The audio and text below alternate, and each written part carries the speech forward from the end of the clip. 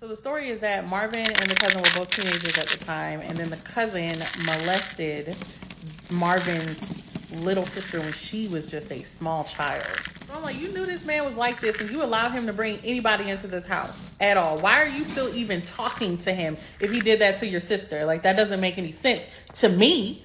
I would whoop his ass. I was told that the whole family just decided to keep them apart from each other so it wouldn't happen again.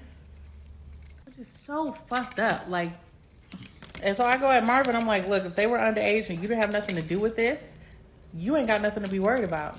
So what are you worried for? So he just insisted that he wasn't involved and he didn't know how old the girls were because he didn't talk to the girls. A couple weeks go by, and the day after Marvin's birthday, we're coming back home from picking up a new engine for his car because he was also a mechanic. And I noticed that it's like more cars on the street, but we both just assumed that the neighbors next door to us was having a party because they usually did. Yeah. So he gets his engine in the garage with some kind of horse, whatever thing that you call it. So he takes my car to run to the store to get a beer or something and comes back. The kids are at school at this time too, so that was good.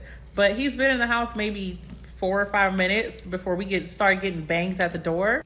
So they're like, you know, police, open the door or some shit, and he runs up the stairs. And the first thing that goes in my head is that he's on probation and he's violated his probation somehow.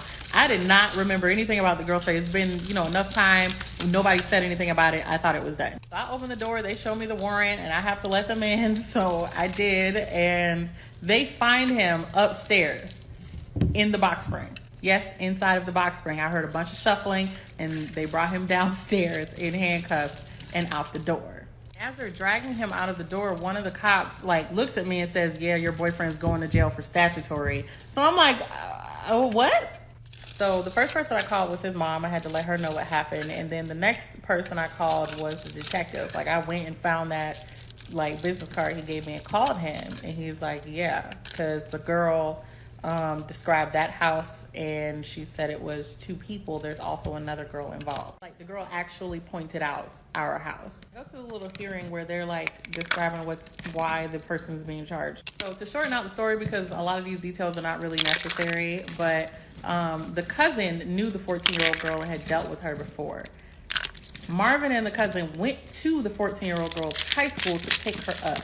She had a friend that was still in the 8th grade, so they went to the middle school to pick this other girl up. The middle school girl was not really down for doing anything, but they ended up getting both of the girls drunk and doing things with them anyway. And then they took them back to the school, and it was reported that the girls were so drunk they could hardly stand up by themselves, and they had to be taken to the hospital. So I did get questioned because by the time the police started actually coming to the house, I was living there. So they wanted to know if I was also there when all that other stuff happened. And I had to explain like the whole cheating thing and that I moved out, and I showed him like the days that I lived in this other house and the lease agreement and all that other stuff. Just to clarify that I was not there at any point in time during that whole thing. Then shortly after this, I found out he had been cheating with a bunch of different people, and I went and got tested, and turns out he was spreading chlamydia around. So that was fun. For obvious reasons, we broke up, of course, but his mom was very mad at me about it because she felt like I should have stuck with her son through his thing. And I'm like, ma'am, he out here with little girl. Like, no.